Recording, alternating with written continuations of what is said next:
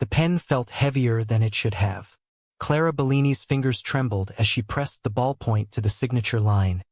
Her vision blurring with tears she refused to let fall. The dismissal document lay flat on Lorenzo Marchetti's mahogany desk, its cold legal language reducing 2 years of her life to a single page. Termination effective immediately. She didn't look up. She couldn't. If she met those steel-gray eyes one more time, she would break. Her left hand rested against her stomach beneath the desk, a gesture he couldn't see. A secret she would carry out of this office, out of this building, out of his life forever. She signed. And 6 years later, he would discover everything. Before we begin this story of heartbreak, obsession, and a love that refused to die, please like, share, and subscribe. Your support means everything. The Marchetti family estate sat on a hill overlooking Milan like a dark crown watching over its kingdom. Behind its iron gates and manicured hedges, decisions were made that shaped the underworld of 3 countries. And at the center of it all sat Lorenzo Marchetti, a man who had learned to excise weakness the way a surgeon removes disease. He was 36 years old. He had buried his father at 22, inherited an empire built on blood and silence, and spent 14 years ensuring that empire never crumbled. He trusted no one completely. He loved nothing that could be taken from him. Or so he believed. Clara had come to him as an administrative assistant, a position so far beneath his notice that he barely registered her existence for the first 3 months. She filed documents. She organized schedules. She moved through his peripheral vision like a ghost in modest clothing. Her long dark brown hair always pulled back. Her hazel eyes always cast downward when he passed. He noticed her the day she didn't flinch. A meeting had gone wrong. One of his lieutenants had failed to deliver a shipment, and the consequences of that failure had played out in Lorenzo's private office while Clara waited outside with documents that needed his signature. The sounds that came through those heavy oak doors would have sent most people running. She was still there when he emerged. Her face was pale. Her hands shook slightly as she extended the folder toward him. But she didn't run. She didn't cry. She met his eyes for a fraction of a second, and in that fraction he saw something that made him pause. Not fear. Understanding. As if she recognized that monsters didn't choose to become what they were. As if she saw past the blood on his knuckles. One on the right hand, E on the left, spelling honor, to something buried deeper than even he remembered existed. He signed her documents without a word, but he began watching her after that. Lorenzo's appearance commanded attention in any room he entered, though he preferred the power of silence to the display of force. He stood 6'2", his lean muscular frame always encased in black tailored suits that cost more than most people's annual salaries. His black hair was slicked back with precision, not a strand out of place, control made visible.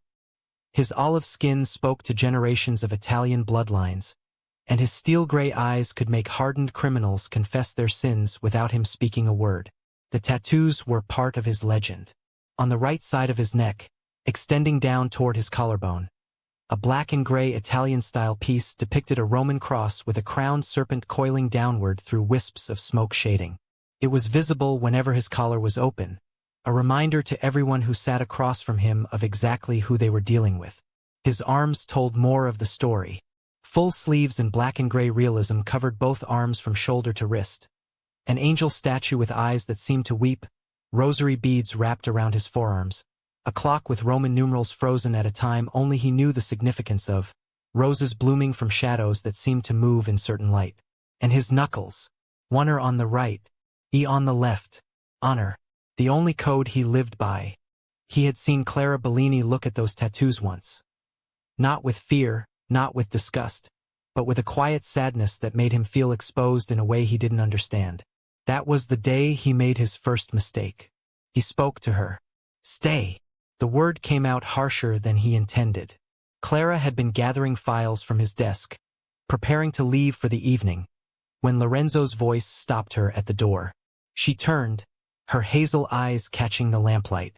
Sir, I have more documents to review. I'll need you to take notes. It was a lie. He had no documents that couldn't wait until morning. But the silence of his office had become oppressive lately, and something about her presence made the weight of it more bearable. She nodded and returned to the chair across from his desk. They worked until midnight, or rather, he pretended to work while stealing glances at the way her pen moved across paper, the way her brow furrowed when she concentrated, the way she tucked a strand of dark brown hair behind her ear when it escaped her careful arrangement. "You're not afraid of me," he said finally, the words escaping before he could stop them. Clara's pen paused. "Should I be? Most people are." She considered this for a moment, her expression thoughtful rather than nervous. "I think you want people to be afraid of you. It's easier than the alternative." "And what would the alternative be?"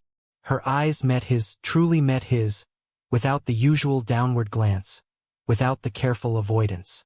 "Letting them see the parts of you that feel something." The silence that followed was thick enough to cut. Lorenzo should have dismissed her then. He should have recognized the danger in someone who could see through his carefully constructed armor. He should have eliminated the weakness before it took root. Instead, he stood and walked to the window, his back to her, his reflection ghostly in the glass. "You may go, Miss Bellini." He heard her gathering her things, heard her footsteps moving toward the door. "Mr. Marchetti?" He didn't turn.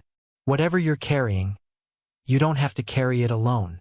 The door clicked shut behind her, and Lorenzo stood at that window for another hour, watching the lights of Milan flicker below, feeling something crack in the walls he'd spent decades building. 3 months passed. They became something Lorenzo had never allowed himself to have, something unnamed and undefined, existing in the spaces between professional obligations. Late nights in his office stretched longer. Their conversations grew deeper. He found himself sharing fragments of his past that he'd never spoken aloud. She learned about his mother, who had died bringing him into the world. She learned about his father, who had raised him with fists and fire and the constant reminder that Marchetti men didn't feel. They ruled. She learned about the first man he'd killed at 17, and the way that death had hollowed out something inside him that he'd never been able to fill. And Clara listened. She didn't try to fix him or save him or change him. She simply witnessed. She simply saw. "You're not a monster," she told him one night, her hand resting dangerously close to his on the desk between them. "You're a man who was never taught that he was allowed to be human." Lorenzo stared at her hand, at the delicate fingers, the bare ring finger, the vulnerability of her pulse visible at her wrist. He should have sent her away. Instead, he closed the distance. Their relationship existed in shadows. Stolen moments in his office, careful absences from public spaces, touches that burned through both of them like wildfire. Clara knew what he was. She knew the blood on his hands couldn't be washed clean by anything she could offer. But she also knew the man behind the monster, and that man looked at her like she was the first clean breath he'd taken in decades. They were careful, but not careful enough. Vito Marchetti had been dead for 14 years, but his voice still echoed in Lorenzo's head. Every decision his son made was filtered through the question of what the old man would have thought. Would he have approved? Would he have seen it as weakness? Would he have punished the softness before it could spread? A leader cannot love, his father had told him on his 16th birthday, pressing a knife into his hand. Love is a chain. It binds you to things that can be destroyed, and when they are destroyed, you break. A true Marchetti breaks nothing. He is the one who breaks others. Lorenzo had believed those words. He had lived by them. He had built an empire on their foundation. But Clara Bellini was dismantling that foundation one smile at a time. He started making mistakes. Small ones at first. Meetings cut short so he could see her. Decisions delayed because her presence distracted him. Mercy shown to men who had earned punishment because the blood seemed harder to wash away when he knew she would look at his hands later. Then the mistakes got bigger. Marco Della Rosa, his head of security, noticed first. Marco had been with the Marchetti family since before Lorenzo's father died. He had watched Lorenzo grow from a boy into a weapon, and he recognized the signs of that weapon dulling. "The woman," Marco said one evening, standing in the doorway of Lorenzo's office. "She's becoming a problem." Lorenzo didn't look up from his documents. "Mind your business. Your business is my business. It's what you pay me for. Marco stepped closer, his weathered face stern. The Calabrians are watching. The deal in Naples is fragile. And you, he paused, choosing his words carefully. You have been distracted. I said mind your business. 3 years ago, you would have had Ricci's tongue cut out for speaking to you the way he did at yesterday's meeting. Instead, you dismissed him with a warning. Marco's voice dropped lower. The men are starting to talk. Lorenzo's jaw tightened. The pen in his hand pressed harder against the paper, the ink bleeding into a dark pool. Let them talk. They're saying you've gone soft. They're saying there's a woman. Marco's eyes were careful, watchful. Is there? Silence stretched between them. Lorenzo set down his pen. When he looked up, his steel-gray eyes were cold enough to freeze the air itself. If I hear you speak of this again, Marco, our years of service will not protect you. Are we clear? Marco held his gaze for a long moment, then nodded once and left. But the warning had been delivered, and Lorenzo knew, in the deepest part of himself, that Marco was right. Clara found out she was pregnant on a Tuesday. She stared at the test in her bathroom, her reflection pale in the mirror, her hands trembling as they had the day she'd waited outside Lorenzo's office and heard the sounds of violence. A child. Lorenzo Marchetti's child. She pressed her palm against her stomach, imagining the flutter of life that was too small to feel yet. A piece of him growing inside her. A piece of them both, of everything they'd built in shadows and silence, of every stolen moment and whispered confession. What do I do? She knew what Lorenzo would say if she told him. She had heard him speak of weakness, of chains, of things that could be destroyed. A child was all of those things. A child was leverage. A child was a target. A child was everything his father had warned him against. But maybe this could be different. Maybe this could be the thing that finally cracked through the last of his walls. Maybe he would look at her, look at the life they'd created, and choose something other than the empire that had consumed his entire existence. She decided to tell him. She decided to believe in the man she'd seen behind the monster. She decided to hope. And hope, as it always does, led her straight to destruction. The Calabrian deal collapsed on a Thursday. Lorenzo had been negotiating the arrangement for 8 months, a careful alliance that would extend his influence into southern territories, bringing the Marchetti name into regions that had been hostile for generations. The terms were favorable. The agreement was nearly complete. And then someone talked. The details that leaked to the rival Ferraro family were specific. Dates, locations, names, the kind of information that could only come from someone with access to Lorenzo's inner circle. Someone with access to his office. Someone who had spent months gathering documents, filing papers, listening to conversations that should have been private. The accusation fell on Clara like a blade. You think I did this? Clara stood in the center of Lorenzo's office, her face bloodless with shock. Behind her, 2 of his men flanked the door. Not threatening, not yet, but present in a way they had never been before. Lorenzo sat behind his desk. His expression was carved from stone. The tendons in his neck stood out, the serpent tattoo seeming to coil tighter against his skin. The information came from documents you handled, meetings you were present for, dates you would have known. I would never. Her voice cracked. Lorenzo, please. You know me. You know. I know that someone has betrayed me. His voice was quiet, controlled, deadly. And every piece of evidence points to you. Evidence someone planted. Someone is trying to frame me, to drive us apart. Us. The word came out like a whip crack. There is no us, Miss Bellini. There is my organization, my family, my empire.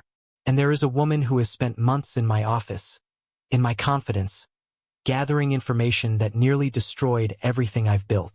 Clara felt the tears threatening to fall, but she fought them back with everything she had. She could not be weak now. She could not let him see her break. I didn't do this, she said, her voice steadying through sheer force of will. I would never do this. If you believe nothing else, believe that. Lorenzo stared at her for a long moment.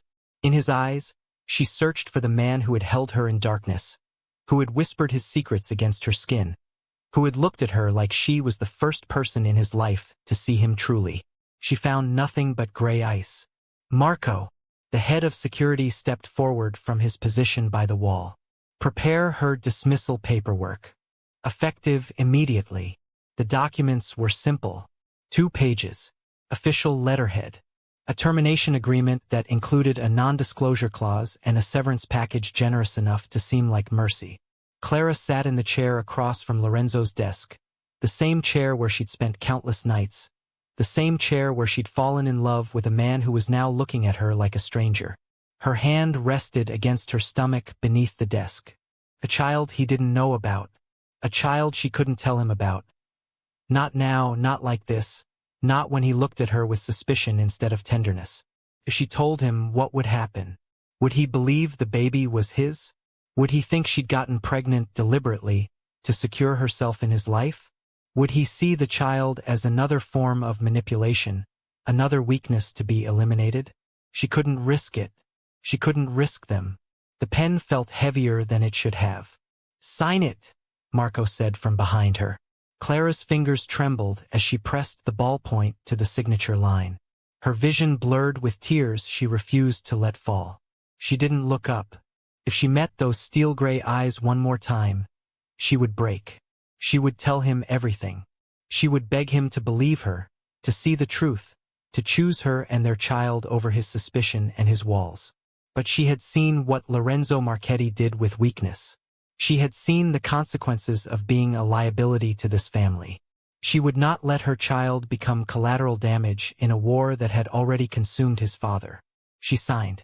And without a single word, without a single glance backward, Clara Bellini walked out of Lorenzo Marchetti's office, out of his building, out of his life. Behind her, she left a man who wouldn't realize the magnitude of his mistake for 6 long years. The months that followed were the hardest of Clara's life. She left Milan within a week, unable to bear the shadow of the Marchetti empire hanging over every corner of the city. She traveled first to Florence, then to Rome, then to a small coastal town in Liguria where no one knew her name or her story or the secrets she carried. She found an apartment above a bakery. She found work as an administrative assistant for a small accounting firm. Familiar work, safe work, work that didn't involve men with gray eyes and tattooed knuckles. And she prepared to become a mother. Her body changed. Her priorities shifted. The love she had felt for Lorenzo Marchetti didn't disappear. It transformed, channeling itself into the life growing inside her, becoming something fierce and protective and entirely focused on the future rather than the past. She didn't allow herself to grieve what she'd lost. She didn't allow herself to wonder if he ever thought of her. She didn't allow herself to imagine what might have happened if she'd told him the truth. When the baby came, a boy with Lorenzo's steel-gray eyes and her own stubborn chin, Clara held him in her arms and made a promise. "I will protect you," she whispered against his small, warm head. "From everything. From everyone. You will never know danger. You will never know fear. You will never know the world your father comes from." She named him Marco. It was a common Italian name. No one would think twice about it. But Clara knew the irony. Marco della Rosa had been the one to prepare her dismissal papers. He had been the one to escort her from the building. He had been the one standing at Lorenzo's side while she signed away her future. She named her son Marco as a reminder of the day she'd chosen survival over love, a reminder of why she could never go back. 6 years passed. Clara transformed. The woman who had once ducked her head in Lorenzo's presence, who had dressed in modest clothing and spoken only when spoken to, had become something unrecognizable. She was 30 now, her dark brown hair falling in elegant waves past her shoulders, her hazel eyes carrying a warmth that had deepened with motherhood. She dressed with quiet sophistication, tailored blouses in cream and slate, well-fitted trousers, simple jewelry that spoke to taste rather than wealth. She carried herself with the confidence of someone who had survived the worst and emerged stronger. Her son had done that to her. Her son, who had Lorenzo's eyes and Lorenzo's serious expression and Lorenzo's uncanny ability to read a room before anyone else noticed him doing it. Marco Bellini was 5 years and 8 months old. and he was the most perceptive child Clara had ever encountered. "Mama," he said one evening as Clara cooked dinner in their small but comfortable apartment, "why don't I have a papa?" Clara's hand paused over the pasta pot. This question had come before, of course it had. Marco saw other children with fathers at school, at the park, in the picture books they read together. He was intelligent enough to recognize the absence in their family structure, even if he didn't fully understand it. "Some families have one parent," Clara said carefully, stirring the pasta to avoid his gaze. "And some have two. Every family is different. But I had a papa once, right?" Biologically, yes, Clara thought. A papa who would have seen you as a weakness. A papa who might have used you as leverage in whatever war he's fighting now. A papa who dismissed me without ever knowing you existed. "You have me," Clara said instead, "and I love you enough for 100 papas." Marco considered this with his usual seriousness. His gray eyes, Lorenzo's eyes, studied her face in that unnerving way he had.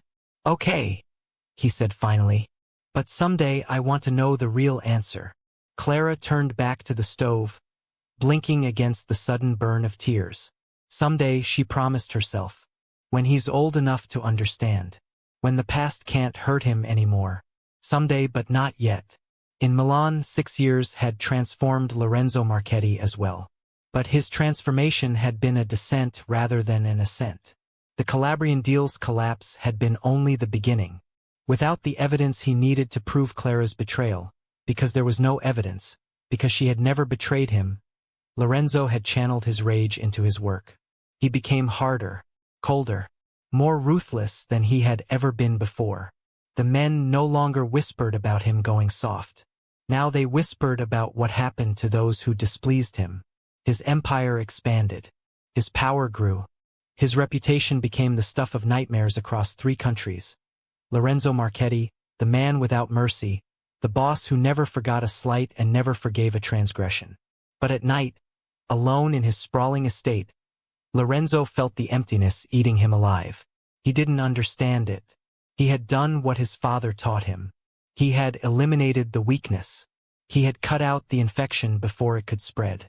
He had protected his family, his empire, his legacy. So why did he feel like a man bleeding out from an invisible wound? He found himself thinking of her. He hated himself for it, but he couldn't stop. Her face appeared in his dreams.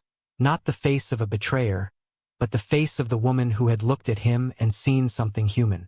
The woman who had stayed when others ran. The woman who had touched his hands without flinching at the blood they'd spilled. "Whatever you're carrying, you don't have to carry it alone." Her words haunted him. 3 years after her dismissal, he ordered an investigation into the leaked information. A proper investigation, conducted by outside parties who had no stake in the outcome. The results came back 6 months later. The leak had originated from Dante Ferrero, a low-level associate who had been in Lorenzo's organization for less than a year. He had been feeding information to the Calabrians for months, using digital intercepts and physical surveillance to gather intel that he then framed as coming from Clara's position. She had been innocent. She had been telling the truth. And Lorenzo had thrown her away like garbage. He executed Ferrero personally. Slowly. Then he began searching for Clara. He couldn't find her. She had disappeared completely. No forwarding address, no employment records in the system, no digital footprint that his people could trace. It was as if Clara Bellini had ceased to exist the moment she walked out of his office. Lorenzo's frustration grew into obsession. He hired private investigators. He reached out to contacts in every city she might have fled to. He spent hundreds of thousands of euros chasing ghosts and shadows, trying to find the woman he had wronged. Nothing. Clara Bellini had become a phantom, and Lorenzo was left with nothing but his guilt and his empire and the growing certainty that he had destroyed the only person who had ever truly seen him. The call came 6 years to the day after Clara's dismissal. Lorenzo was in his office, the same office where it had all fallen apart, reviewing contracts for an expansion into Swiss banking channels. His phone buzzed with a text from an unknown number. Liguria, Rio Maggiore, the Bellini woman, a child. Lorenzo stared at the words. His heart, which he had trained to beat with the steady rhythm of a machine, stuttered in his chest. A child. He left Milan within the hour. The drive to Liguria took 3 hours. 3 hours of Lorenzo's hands gripping the steering wheel, his mind spinning through possibilities he didn't want to examine too closely. A child. How old? The message hadn't said. And if the child was... No. He shut down that line of thinking. There were many explanations. She could have married after leaving. She could have had a child with someone else. The timing could be coincidental. But the ice in his stomach told him the truth before his mind was ready to accept it. Riomaggiore was a small fishing village clinging to the cliffs of the Italian coast. Its colorful buildings tumbled down toward the sea, and its narrow streets were more suited to foot traffic than the black Mercedes that Lorenzo eventually abandoned at the edge of town. He found the bakery first. An elderly woman behind the counter looked up at him with the wariness that small-town people reserved for outsiders, especially outsiders in expensive suits with tattoos visible at their collars. "Clara Bellini," Lorenzo said. "Where can I find her?" The woman's expression closed immediately. "Don't know anyone by that name. You're lying. And you're not welcome here. This is a quiet village. We don't like trouble." Lorenzo leaned forward, his steel-gray eyes boring into hers. "I'm not looking for trouble. I'm looking for the woman who used to live above this bakery. Tell me where she is, and I'll leave your village in peace." The elderly woman studied him for a long moment. Something in his face, desperation, perhaps, or the kind of pain that couldn't be faked, must have convinced her. "She moved last year. Better apartment, across town." She gave him an address, then added, "Whatever you did to that girl, you should be ashamed." Lorenzo said nothing. He walked out into the fading afternoon light and made his way through the narrow streets, his heart pounding harder with every step. The new apartment building was modest but well-maintained, with flower boxes on the windows and a small courtyard where children's toys lay scattered in the grass. Lorenzo stopped at the edge of the courtyard, and that was when he saw him.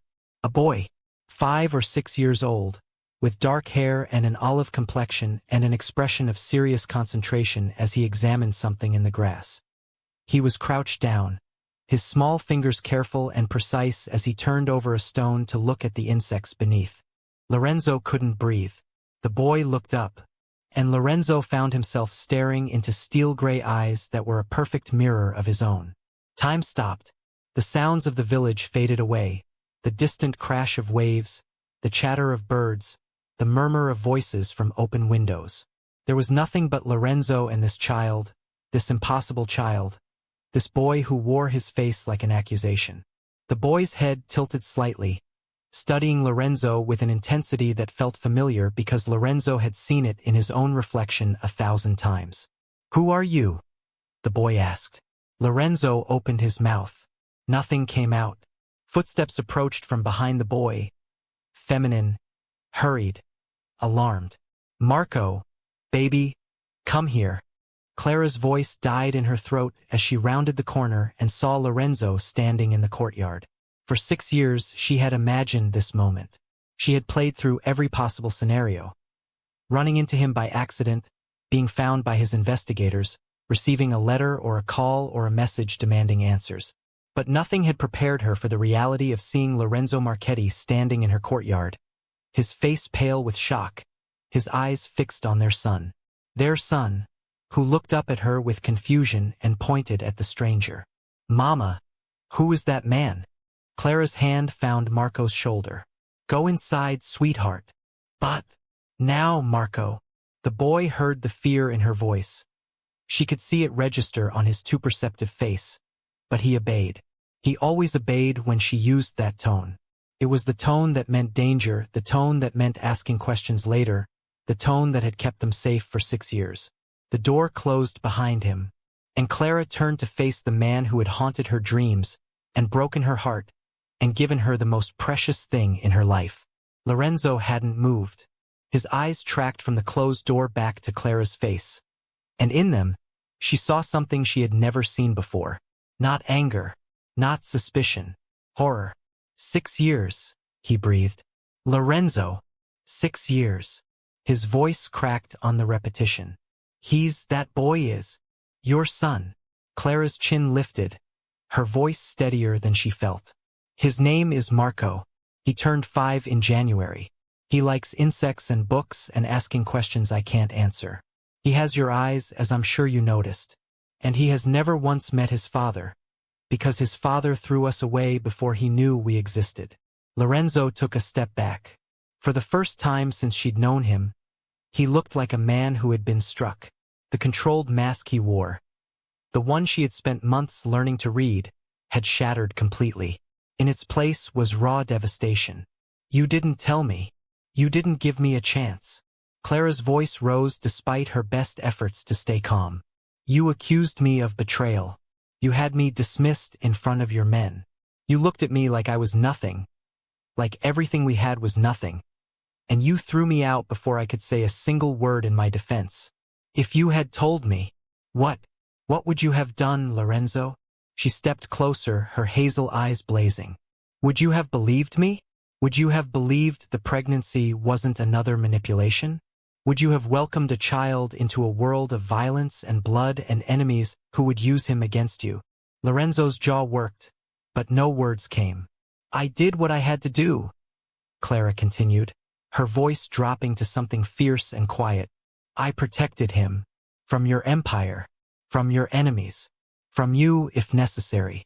Because you showed me exactly who you chose to be when you believed I had betrayed you. You chose suspicion over trust. You chose your empire over me. And I was not going to let my son grow up with a father who would do that to the people he was supposed to love. I was wrong. The words fell into the space between them like stones into still water. I know you were wrong. Clara's voice didn't soften. I knew it then. I know it now. But knowing doesn't change what you did. Knowing doesn't erase 6 years of raising him alone. Knowing doesn't give him back the father he never had. Lorenzo's eyes went to the closed door again. Through the window, Clara could see Marco's small face peering out at them. Watching, absorbing, trying to understand what was happening in his courtyard. I need to know him, Lorenzo said, his voice rough. No, Clara, no. She moved to block his view of the window. You don't get to walk in here after 6 years and make demands. You don't get to be his father just because you've decided you want to be. He has a life here, a safe life, a life without violence and danger and men who solve their problems with blood. And I will not let you destroy that. I would never hurt him. You would never mean to hurt him, Clara corrected. But your world hurts everyone in it. You taught me that yourself. Lorenzo's hands were trembling at his sides. Clara saw the knuckle tattoos, one on the right, E on the left, and remembered all the time she had kissed those hands, traced those letters, believed they meant something noble instead of brutal. What do you want me to do? His voice was barely above a whisper. Tell me what you need. I'll do anything. I need you to leave. Clara, I need you to go back to Milan and your empire and your wars, and I need you to let us have the peace we've built here. Her voice cracked, and she hated herself for the weakness. I need you to accept that you made a choice 6 years ago, and choices have consequences. Lorenzo's gray eyes met hers. For a long moment, they stood in silence. Two people who had loved each other, destroyed each other, and now stood on opposite sides of a chasm that 6 years of separation had carved between them. I can't do that, Lorenzo said finally. Clara's heart stopped. I can't leave, he continued, his voice gaining strength. I can't walk away from my son. I can't pretend I never saw him, never learned he exists. You're asking me to choose my empire over him, over both of you, and I've already made that choice once. His jaw tightened. I won't make it again. You don't get to. I know I don't get anything. He cut her off, his words rough with emotion. I know I don't deserve anything. I threw you away when I should have protected you. I believed lies instead of trusting what I knew in my heart was true. I spent 6 years building an empire that means nothing because I destroyed the only thing that ever made me feel human. He stepped closer. Clara didn't back away. I'm not asking you to forgive me, Lorenzo said. I'm not asking for a chance to be his father. Not yet. I'm asking you to let me try. To let me prove that I can be something other than what I was. To let me earn what I should have fought for 6 years ago. Clara's eyes burned with tears she refused to shed. And if I say no?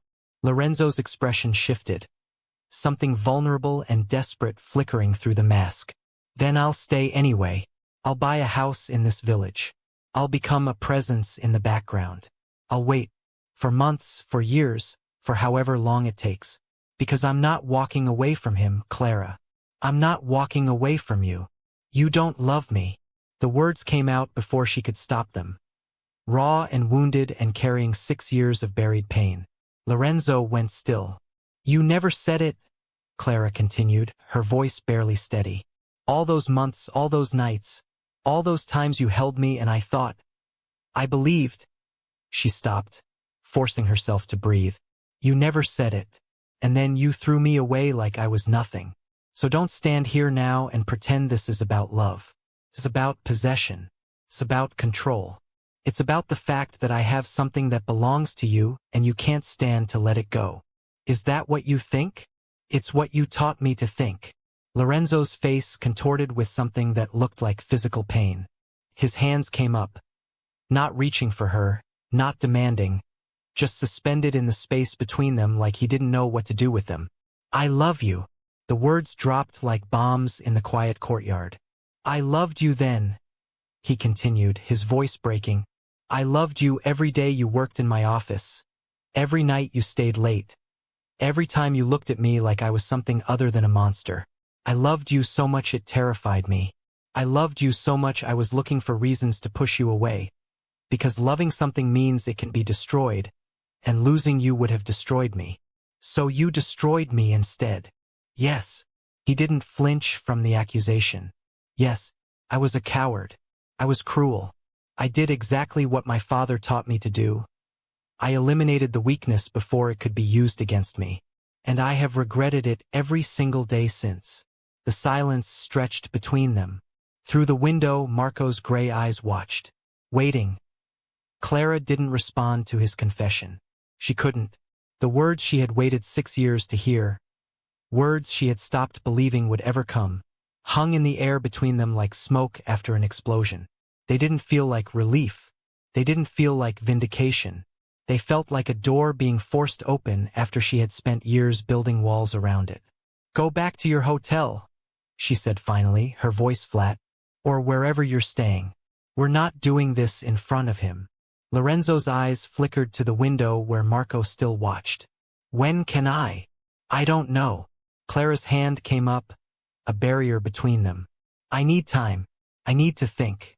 I need to figure out how to explain to my 5-year-old son that the father he's been asking about just appeared out of nowhere because he finally decided we mattered.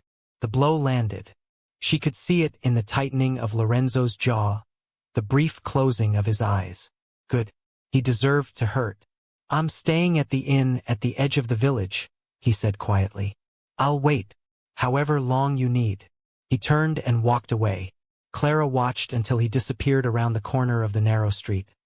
His broad shoulders and tailored suit impossibly out of place in this quiet village she had chosen specifically because men like him didn't belong here. Then she went inside to face her son. Marco was sitting on the couch, his small hands folded in his lap, his gray eyes tracking her every movement as she closed the door behind her. That was him, he said. Not a question. Clara's heart clenched. What do you mean, baby? My papa.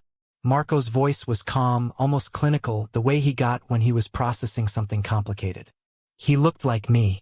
His eyes looked like mine. God, he's too smart.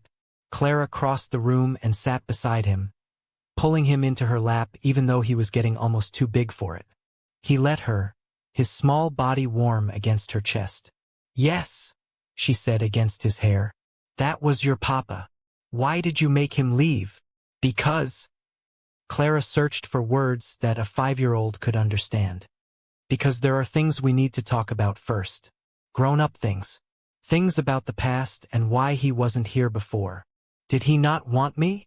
The question was so quiet, so vulnerable, that Clara felt something tear open inside her chest. He didn't know about you. She pulled back to look into his face. Lorenzo's face, Lorenzo's eyes, Lorenzo's serious expression. I never told him. I thought I was protecting you. From what? From violence. From enemies. From becoming leverage in a war you're too young to understand. From complicated things, Clara said. Things I'll explain when you're older. Marco considered this with his usual gravity. Then, is he going to come back? I don't know. I want him to come back. Clara's breath caught. Marco, I know you're scared, Mama. His small hand found hers. You have the same face you get when there's a thunderstorm. But I want to meet him. I want to know what his voice sounds like when he talks to me. I want to ask him questions. What kind of questions? Like why his eyes are sad, and why he has drawings on his hands, and whether he likes insects too. Marco paused. And if he's sorry for making you cry. Clara didn't realize she was crying until her son reached up to wipe her tears. Lorenzo didn't sleep that night.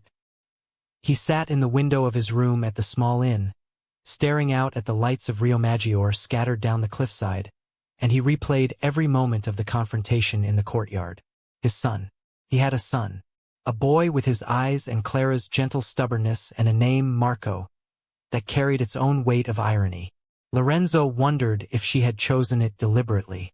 If every time she called their son's name, she thought of the man who had prepared her dismissal papers.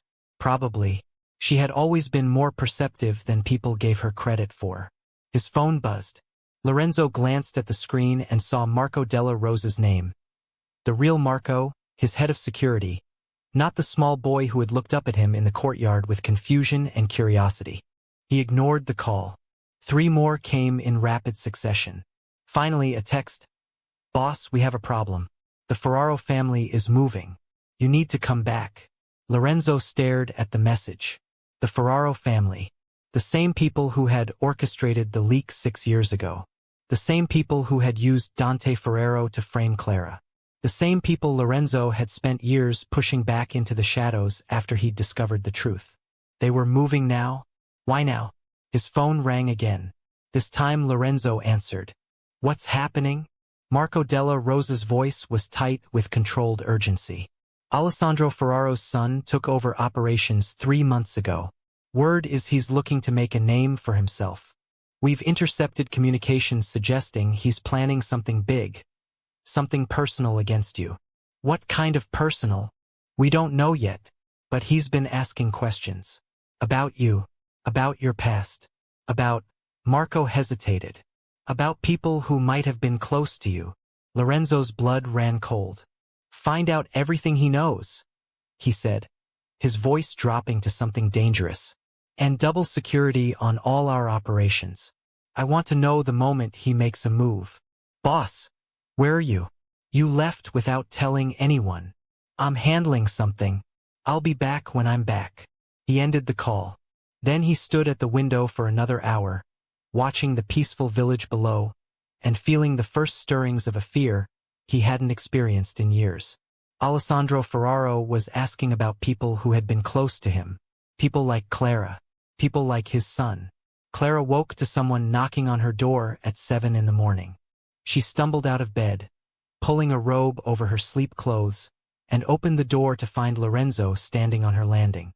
He was wearing the same suit from yesterday, wrinkled now, with dark circles under his eyes and a tension in his shoulders that immediately put her on alert. What's wrong? Can I come in? Marco's still sleeping. I need to talk to you. Now. His voice was urgent in a way she hadn't heard before. Please, Clara. Something in his expression made her step aside. Lorenzo entered her apartment, his eyes sweeping the space automatically. Cataloging exits, noting windows, assessing security. It was a habit so ingrained that he probably didn't even realize he was doing it. Coffee? Clara asked, moving toward the kitchen. No. Sit down. She turned to face him, crossing her arms over her chest. I don't take orders from you, Clara. He closed his eyes briefly, visibly forcing himself to soften. Please, sit down. What I have to tell you is difficult. She sat. Lorenzo remained standing, his hands in his pockets, his tattooed knuckles hidden from view. He looked like a man trying to find words for something that words couldn't adequately describe. 6 years ago, he began. The information leak that I accused you of orchestrating, I was wrong. You know that. Yes. What you don't know is that I discovered who actually did it. A man named Dante Ferrero working for the Ferraro family. They were trying to destabilize my organization, and framing you was part of that plan. Clara's stomach dropped. They targeted me specifically? They targeted anyone close to me who might be vulnerable. You were. He paused, his jaw tightening. You were the obvious choice. You were visible. You were trusted. And destroying my faith in you would accomplish multiple objectives at once. Why are you telling me this now? Because Dante Ferraro is dead. I killed him 3 years ago when I learned the truth. But the Ferraro family isn't gone. And now Alessandro Ferraro's son has taken over operations. Lorenzo's gray eyes met hers. He's asking questions, Clara. About me. About people who were close to me in the past. The implication landed like a physical blow. You think he knows about us? I think it's possible. And if he knows about us... Lorenzo's gaze went to the hallway that led to Marco's bedroom. He might know about him. Clara was on her feet before she realized she'd moved. No. You don't get to bring your wars into my home. I'm not bringing anything. I'm warning you. Lorenzo's voice was steady, but she could see the fear beneath it. If Alessandro Ferraro learns about Marco, if he discovers that I have a son, that child becomes the most valuable leverage anyone has ever had against me. Then leave. Clara's voice shook with fury. Go back to Milan. Pretend you never found us. Lead them away from here. It doesn't work like that. Lorenzo stepped closer, his expression pained. If they're already looking, my presence here changes nothing. And if I leave now, you'll be unprotected. I've been unprotected for 6 years. You've been hidden for 6 years. There's a difference. His hands came out of his pockets, and she saw the tension in his tattooed fingers. Hidden only works until someone finds you. And once they find you, hidden becomes a death sentence. Clara's legs felt weak. She sank back into the chair, her mind spinning through worst-case scenarios she had spent years trying not to imagine. What do you want me to do? She whispered. Let me protect you. Lorenzo crouched in front of her, bringing himself to eye level.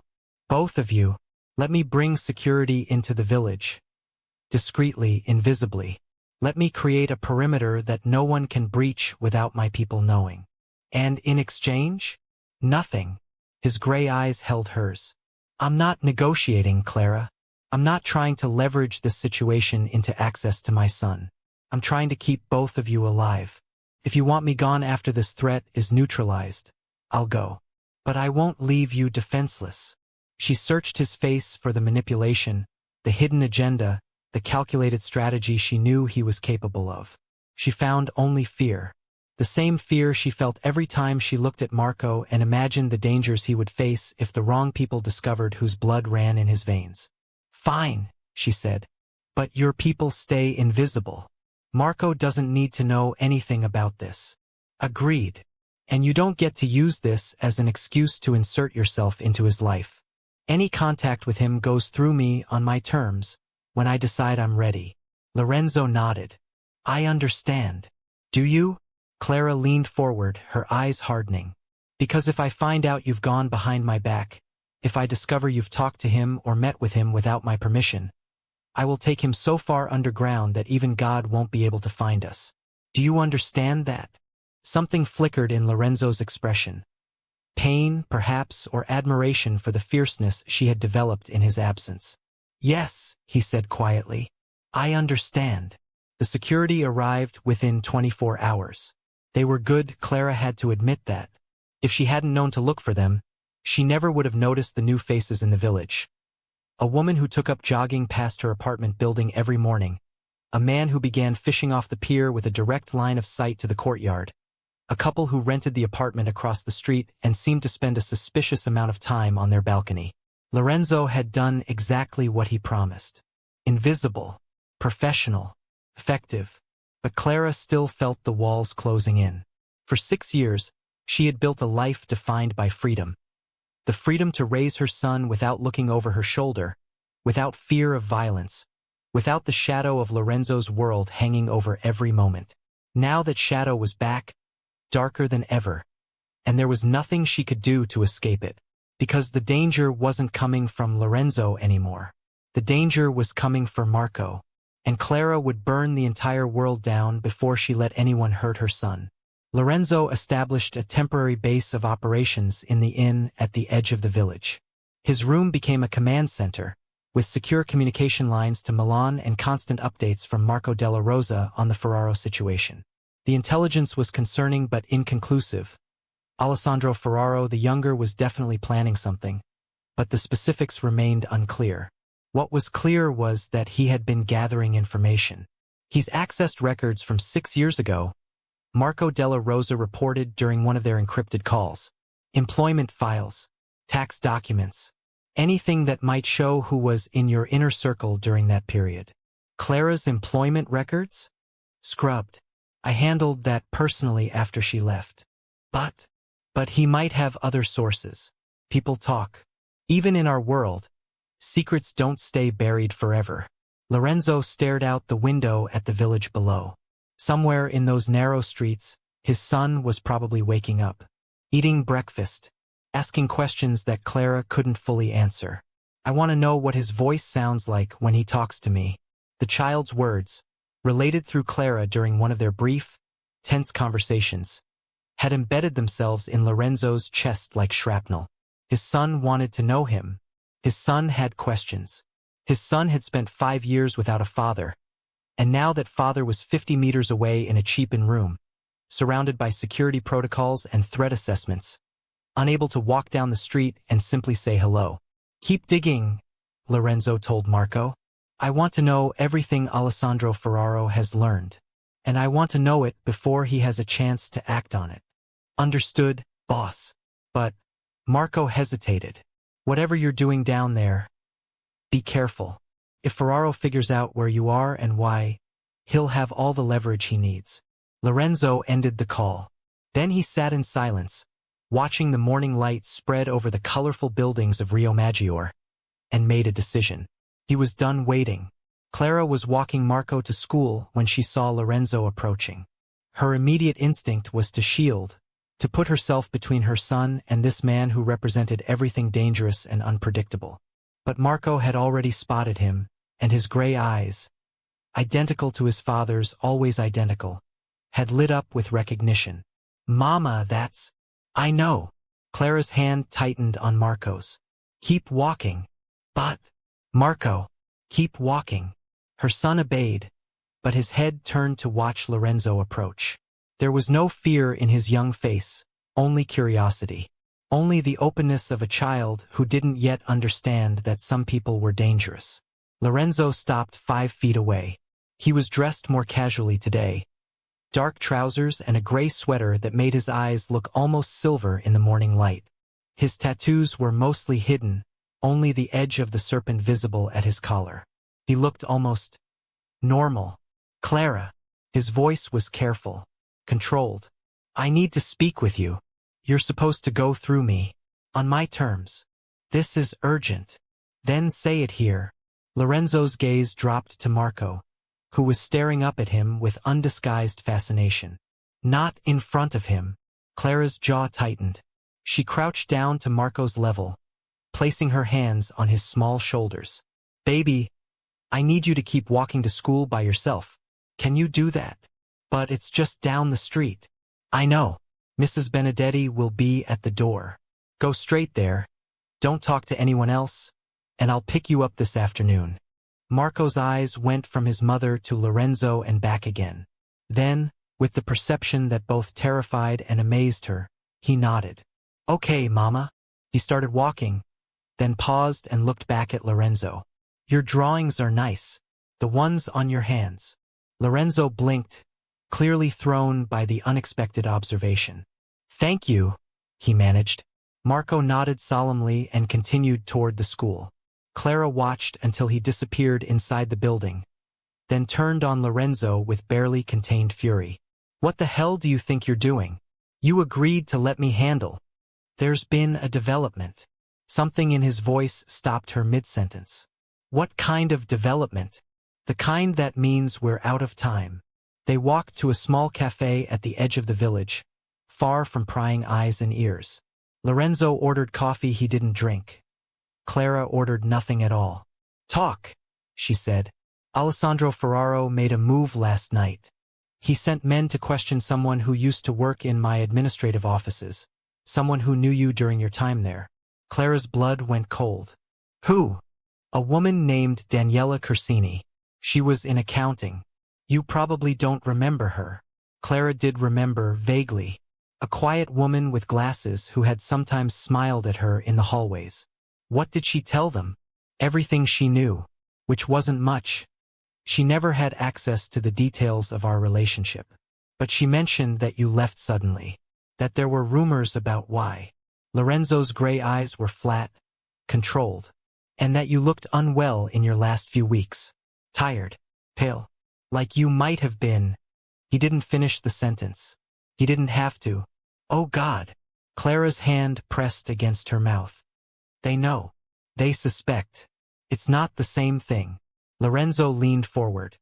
But suspicion is enough to make them dig deeper. They'll look for records of where you went. Medical records if they can find them. And if they discover that you had a child the right age to be mine. They'll use him.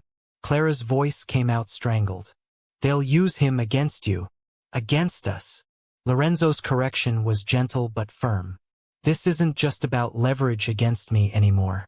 Alessandro Ferraro is ambitious and reckless. A dangerous combination. If he takes Marco, it won't just be about forcing my hand. It'll be about sending a message. About proving that no one connected to Lorenzo Marchetti is untouchable. What are you saying? I'm saying that hiding isn't an option anymore. Lorenzo's hand reached across the table. Not touching her. Just present. I'm saying we need to leave this village today and get somewhere I can properly protect both of you. Leave. Clara shook her head violently. This is our home. Marco has school, friends, a life here. A life that means nothing if he's dead or kidnapped. The brutal words landed like a slap. Clara stared at him, her mind reeling. 6 years of safety, of normalcy, of believing she had escaped the shadow of his world. All of it crumbling in a single conversation. Where would we go? Milan. My estate. She laughed. But there was no humor in it. You want me to take our son into the heart of your operation? Into the place where all your enemies know to find you. Into the most heavily defended location in northern Italy. Lorenzo's voice was steady. My estate has security that most government buildings can't match. Inside those walls, no one touches you. No one even thinks about touching you. And outside those walls? We stay inside until Alessandro Ferraro is no longer a threat. For how long? Lorenzo didn't answer. Clara felt the trap closing around her. Felt the horrible irony of being asked to seek safety in the very world she had fled to protect her son from. I need time to think. We don't have time. Then make time. Her voice rose, drawing glances from the other patrons.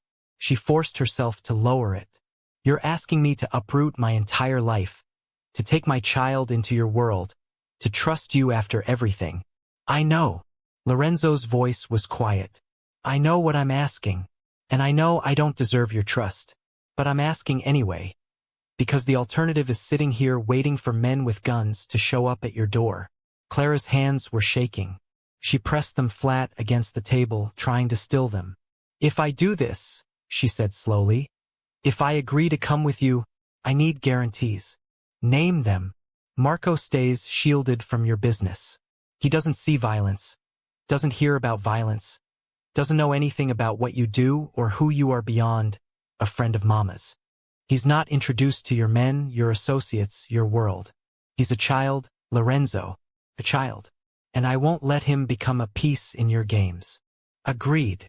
And this isn't permanent. Once the threat is over, we leave. We go back to a normal life somewhere. Maybe not here if it's compromised, but somewhere. Somewhere he can grow up without bodyguards and security protocols and the constant fear that someone is coming for him. Lorenzo's jaw tightened almost imperceptibly. And me? What about you? Once the threat is over, what happens to my relationship with my son? Clara stared at him. This was the question she had been avoiding since the moment she saw him in her courtyard. The question that had no good answer. The question that would define everything that came after. I don't know, she admitted. I don't know if I can trust you. I don't know if you can be the kind of father he deserves. I don't know if letting you into his life will protect him or destroy him. So what do you know? Clara's eyes met his, gray to hazel, ice to warmth. I know that you came to warn us. I know that you could have taken us by force, or used this situation to demand access, and instead you asked. I know that the man standing in front of me is not the same man who dismissed me 6 years ago. She paused. And I know that my son wants to meet his father. He's been asking about you since before you appeared. He has questions. He has hopes. And I can't be the reason those hopes are crushed. Something shifted in Lorenzo's expression. A crack in the controlled mask. A glimpse of something vulnerable and desperate underneath. What are you saying? I'm saying. Clara took a breath. I'm saying that when this is over, when we're safe, we'll figure out the rest. Together. But right now, we need to go pack. 3 hours later, they were on the road to Milan. Marco sat in the back seat of Lorenzo's armored vehicle. His small face pressed against the tinted window as the Italian countryside rolled past. He had accepted the sudden move with surprising equanimity. Clara had explained it as a trip to visit a friend, and Marco had been too excited by the prospect of adventure to question further. Now he was asking different questions. Is this your car? He asked Lorenzo, who was driving while Clara sat in the passenger seat, her body rigid with tension. Yes. It's very big. It needs to be. Why? Lorenzo's eyes flicked to the rearview mirror, meeting his son's gaze. Because sometimes I have to protect important things. Like what? Like people I care about. Marco considered this. Do you care about Mama? Clara stiffened. Lorenzo's hands tightened on the steering wheel. Yes, he said quietly. Very much. Then why wasn't you here before? Mama said you didn't know about me, but you knew about her. Why didn't you come find her? The question hung in the air like an accusation. Clara opened her mouth to intervene, but Lorenzo spoke first. Because I made a mistake, he said. A very bad mistake. I hurt your mama, and she had to leave because of me. I've been sorry every day since. Did you say sorry? I'm trying to. Marco nodded, processing this with his usual seriousness. Mama says sorry doesn't fix everything, but it's still important to say it. Your mama is very wise. I know. Marco settled back against his seat. Are you going to keep trying? Lorenzo's gray eyes found Clara's across the car. For as long as it takes, he said. The Marchetti estate revealed itself slowly as they approached. First the iron gates, then the long driveway lined with cypress trees, then the sprawling villa that seemed to grow out of the hillside like it had always been there. Marco pressed his face against the window again, his eyes wide. This is where your friend lives? This is where I live, Lorenzo corrected gently. And this is where you and your mama will be staying for a while. You live here? Yes. It looks like a castle. It's older than most castles. Clara said nothing, but her hands were clenched in her lap. The last time she had been here, for a rare estate meeting years ago, she had been an insignificant employee, barely noticed by the guards who waved her through. Now she was arriving as... What? A guest? A protectee? The mother of Lorenzo Marchetti's heir? None of those words felt right. The car pulled up to the main entrance, where a line of staff waited. Marco della Rosa stood at the front, his weathered face carefully neutral as he watched them approach. Stay in the car until I come around, Lorenzo told Clara. He stepped out, exchanged brief words with his security chief, and then opened the back door for Marco. The boy climbed out slowly, his gray eyes taking in every detail. The carved stone facade, the armed men trying to look inconspicuous at their posts, the sheer scale of wealth on display. Wow, he breathed. Lorenzo crouched down to his level. Marco, this is Mr. Della Rosa. He keeps everything safe here. If you ever need anything and your mama or I aren't around, you can ask him. Marco studied the older man with the same intensity he applied to everything. You have the same name as me. Marco della Rosa blinked, clearly surprised. So I do. That's interesting. The boy nodded solemnly. Nice to meet you. Something flickered across the security chief's face. Something that might have been the beginning of a smile. Nice to meet you too, young man. The first week passed in a strange bubble of tension and normalcy. Clara and Marco were given an entire wing of the estate. 2 bedrooms, a sitting room, a private bathroom, and access to gardens that seemed to stretch forever. Lorenzo was conspicuously absent during the days, handling the Ferraro situation from his office, but he appeared each evening for dinner. Marco accepted these appearances without question. To him, Lorenzo was simply the owner of this grand house, a friend of his mother's, an interesting man with sad eyes and drawings on his hands. The drawings became Marco's primary topic of conversation. Why did you put them there? He asked one evening, pointing at the sleeve tattoos visible beneath Lorenzo's rolled-up cuffs. To remember things. What things? Important things. People I've lost. Promises I've made. Like what promises? Clara watched Lorenzo's face as he navigated these questions. Watched him consider and discard responses, searching for truths a child could understand without being harmed by them. Like a promise to always protect the people I care about, Lorenzo said finally. Even when it's hard. Marco nodded, satisfied. Mama protects me too. She's very good at it. I know she is. But sometimes she gets scared. She tries to hide it, but I can tell. Marco's gray eyes, Lorenzo's eyes, met his father's across the table. Are you good at being not scared? Lorenzo was silent for a moment. No, he admitted. I'm scared right now. Of what? Of not being able to protect the people I care about. Oh, Marco considered this. Then maybe you and Mama can protect each other. Like a team. Clara felt something shift in her chest. Something painful and hopeful and terrifying all at once. Maybe, Lorenzo said quietly, his eyes finding hers. Maybe we can. The Ferraro situation escalated on the 8th day. Lorenzo received word that Alessandro Ferraro had discovered Clara's location in Rio Maggiore. 3 days too late, thanks to their departure. His men had arrived to find an empty apartment and confused neighbors who had no idea where the nice woman and her son had gone. But the discovery proved something important. Ferraro was actively hunting them. He knows, Lorenzo told Clara during one of their private conversations, conducted in hushed tones while Marco slept. He knows about you, about your connection to me. It's only a matter of time before he realizes where you've gone. What happens then? Then he has a choice. He can try to breach my estate, which is suicide, or he can wait for you to leave and take you somewhere outside my protection. So we're trapped here. For now. Lorenzo's expression was grim. Unless I end this permanently. Clara felt her stomach drop. What do you mean, end this? Ferraro is the threat. If he's removed, the threat goes with him. Removed. She tasted the word. You mean killed. I mean neutralized. Whether that requires death depends on him. Clara stared at the man she had once loved. Still loved, despite everything, in a complicated way she couldn't fully untangle. He stood before her in the shadows of his ancestral home, talking about killing a man with the same tone he might use to discuss a business merger. This was his world.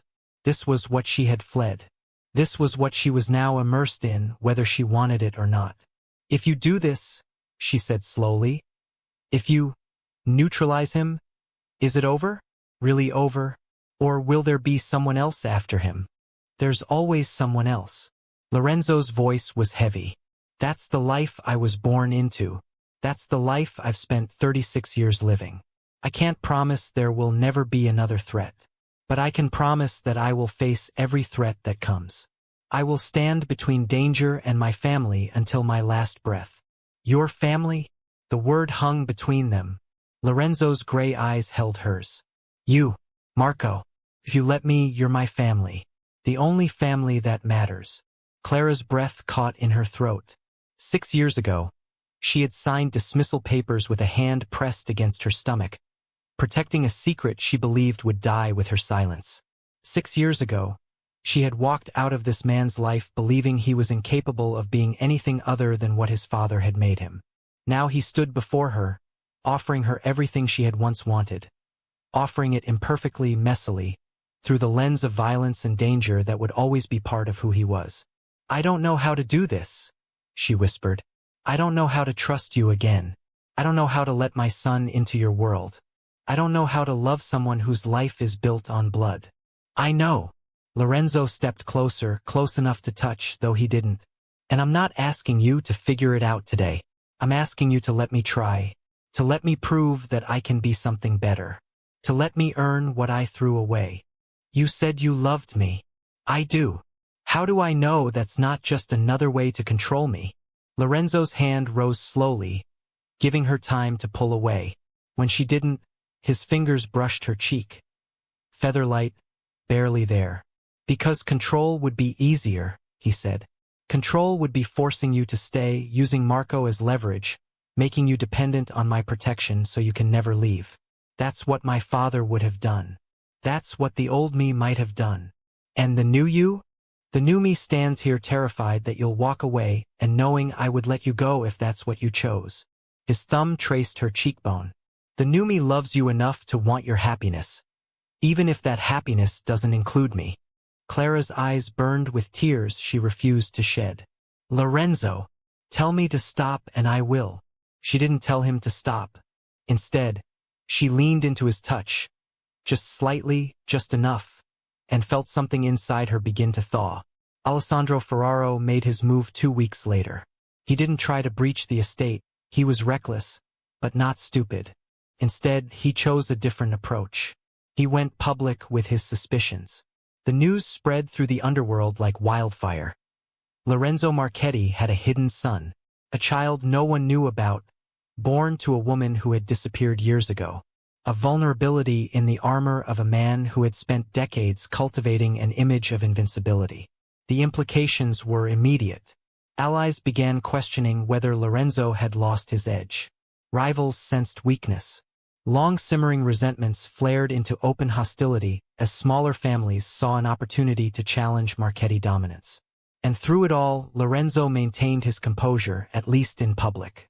In private, Clara saw the strain eating away at him. The sleepless nights, the tense phone calls, the weight of an empire threatening to collapse. "You could deny it," she said one night, finding him in his study at 3 a.m. "Tell them it's a lie. It wouldn't work." Lorenzo didn't look up from his documents. "Too many people are already digging. The truth will come out eventually." "Then what do you do?" "I control the narrative." He finally met her eyes. "I acknowledge Marco publicly. I present him as my heir, protected, valued, untouchable. I make it clear that any move against him is a declaration of war against the entire Marchetti organization." Clara's blood ran cold. "You want to put a target on his back." "He already has a target on his back. The question is whether that target comes with the full weight of my protection or whether it exists in shadow where anyone can strike." Lorenzo stood, crossing to stand before her. "I know this isn't what you wanted. I know you wanted him to have a normal life. But that life is gone, Clara. It ended the moment Ferraro started asking questions. The only choice now is how we move forward. And how do we move forward? As a family, united, unbreakable." His hands found her shoulders. "I'm not asking you to love me. I'm not asking you to trust me. I'm asking you to stand beside me while I fight for our son's safety. And when the fighting is done, when he's protected, when the whole world knows that touching him means death, then you can decide what comes next." Clara stared at him. This man who had broken her heart and given her her greatest joy. This man who had thrown her away and spent 6 years regretting it. This man who now stood before her, not as a monster or a savior, but as a father desperate to protect his child. "What about what Marco wants?" she asked. "He's 5 years old. He doesn't understand any of this. He thinks you're a friend with a big house." Then we tell him the truth. The truth. That I'm his father. Lorenzo's voice was steady but raw. That I made mistakes. That I wasn't there before, but I'm here now. That I will love him and protect him for the rest of my life. No matter what. Clara's eyes filled with tears. And if he's angry? If he feels abandoned? If he doesn't want? Then we deal with that too. Together. Lorenzo's hands tightened on her shoulders. I'm done running from the consequences of my choices. I'm done pretending that love is a weakness. I'm done being the man my father raised me to be. I want to be the man my son deserves. The tears spilled over. Clara didn't wipe them away. Okay, she whispered. Okay. They told Marco the next morning.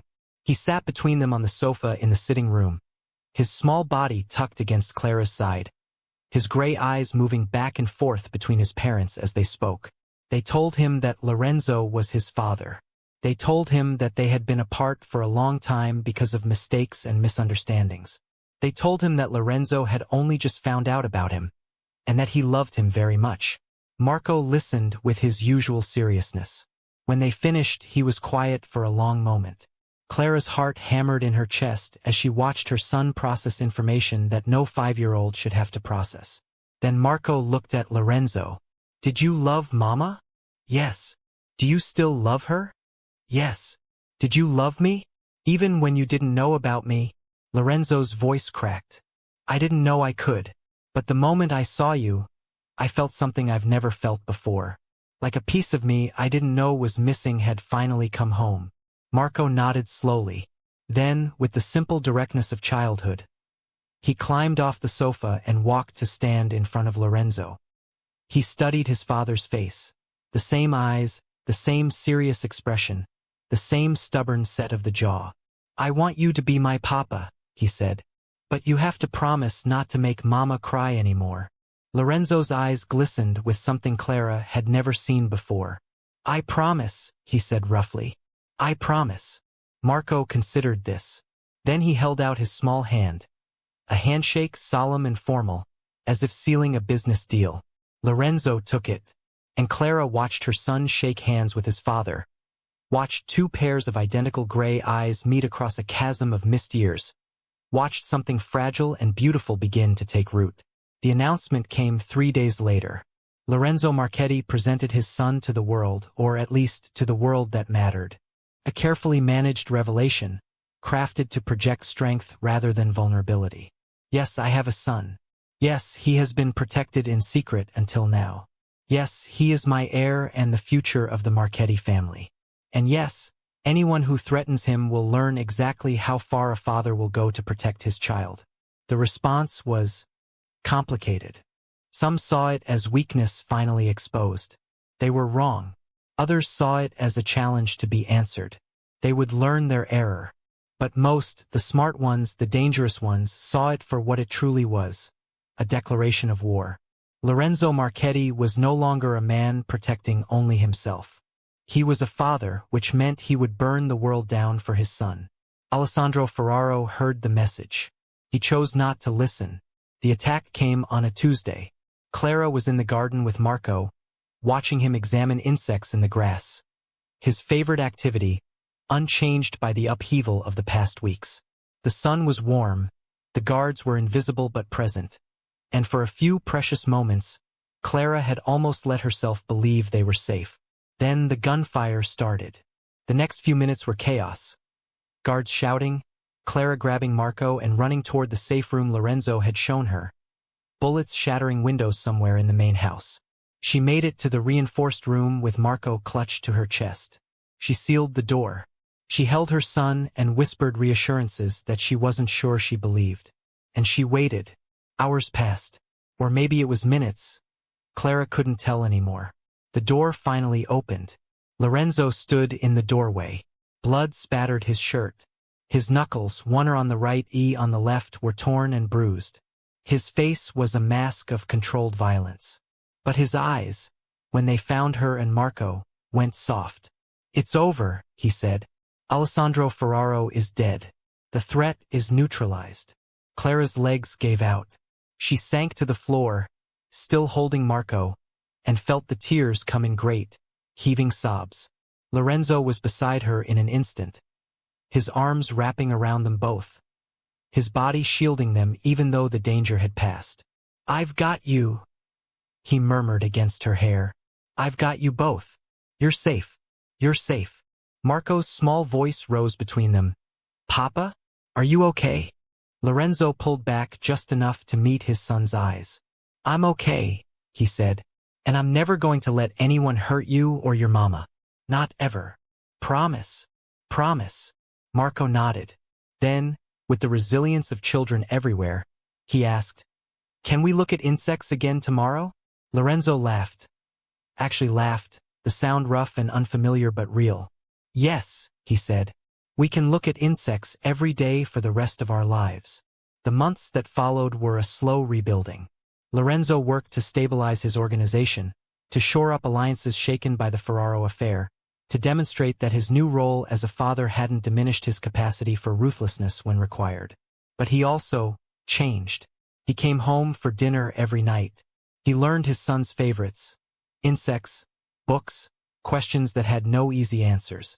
He learned Clara's rhythms, how she took her coffee, when she needed space, what she looked like when she was finally beginning to trust again. They didn't fall back into each other immediately. That would have been too easy, and nothing about their story had ever been easy. Instead, they rebuilt piece by piece. Conversations that went past midnight. Touches that started as accidental and became intentional. Shared glances across the dinner table while Marco chattered about his day. One night, Clara found Lorenzo in his study, staring at an old photograph. "My father," he said when she entered. "This was taken the year before he died."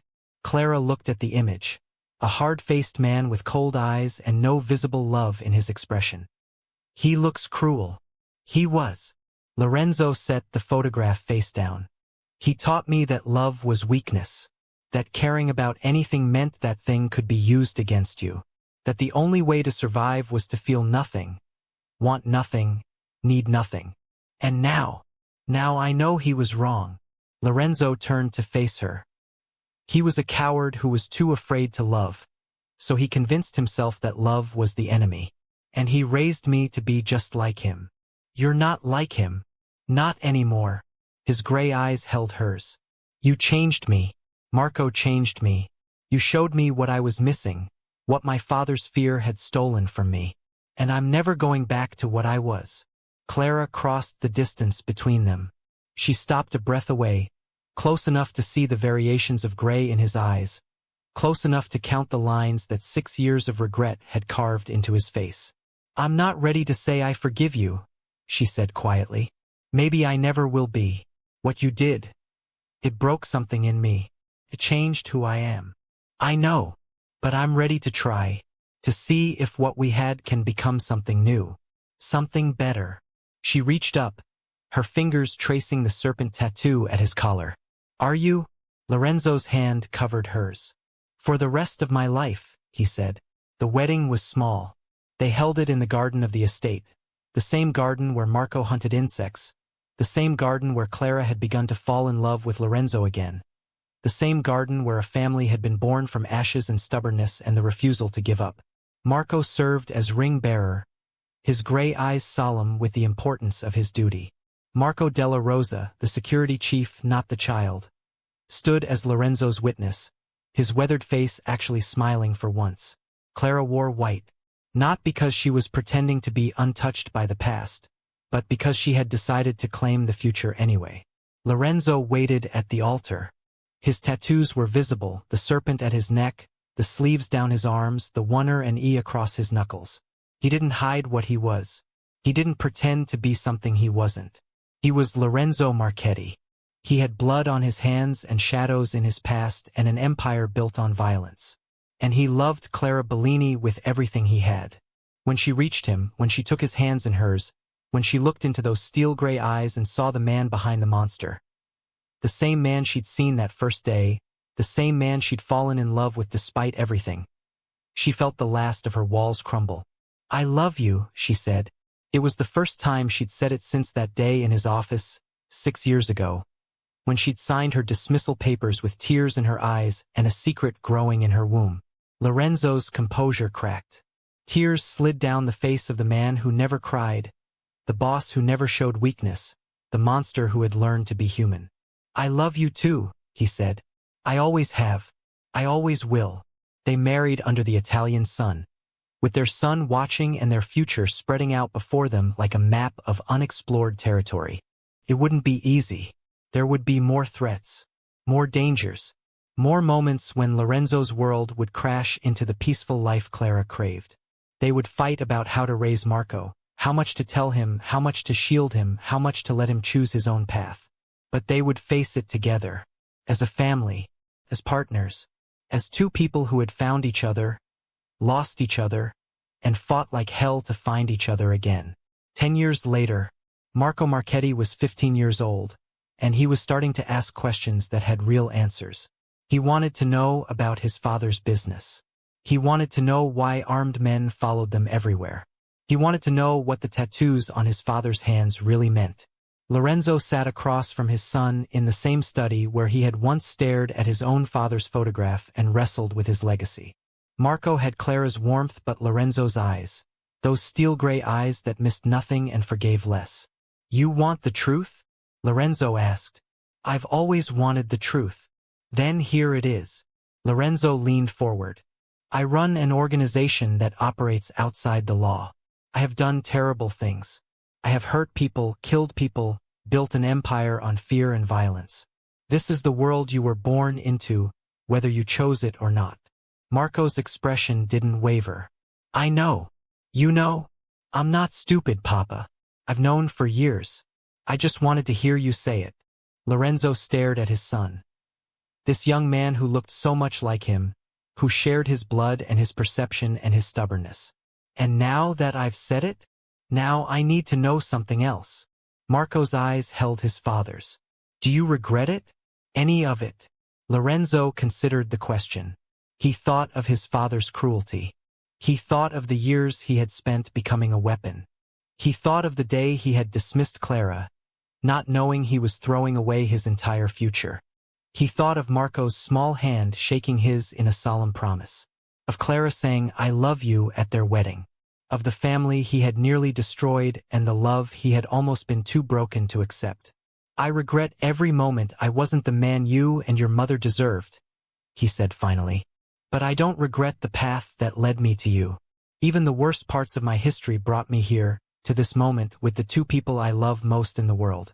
And that I can never regret." Marco nodded slowly. Then, with a maturity that belied his years, he asked, "What happens to the organization when you're gone?" "That depends." "On what?" "On whether you want it." Lorenzo's voice was careful. "I will never force this life on you. If you want to walk away to build something clean and new, I will support that choice with everything I have. But if you want to stay, to learn, to eventually take over, I will teach you to be better than I was, to lead with more wisdom and less brutality, to protect the family name without losing your soul. And if I haven't decided yet, then you have time." Lorenzo reached across and placed his hand over his son's. "All the time in the world." Marco looked down at their joined hands, at the wonder visible on his father's knuckles, at the inheritance of blood and shadow that awaited him if he chose to claim it.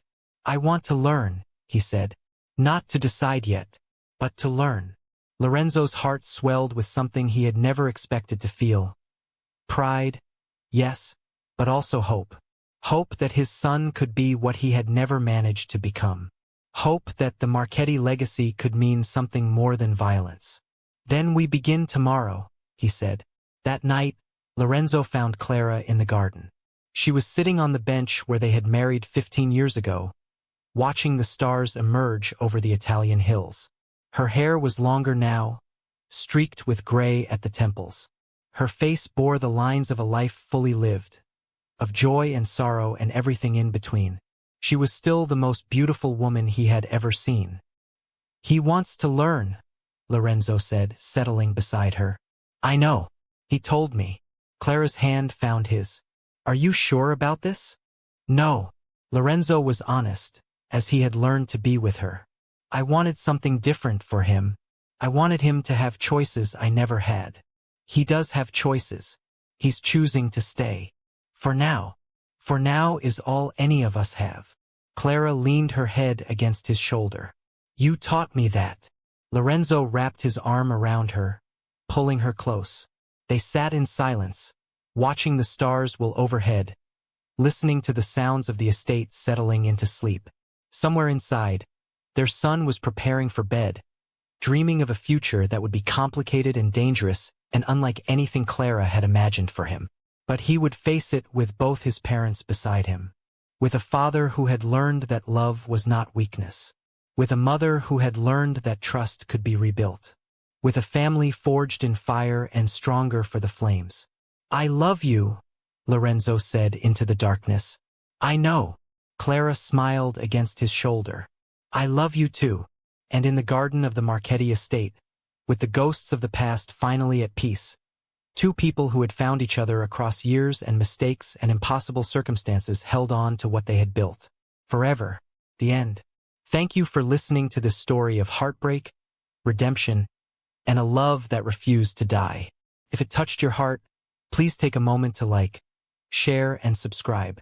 Your support means everything and helps bring more stories like this to life. Until next time.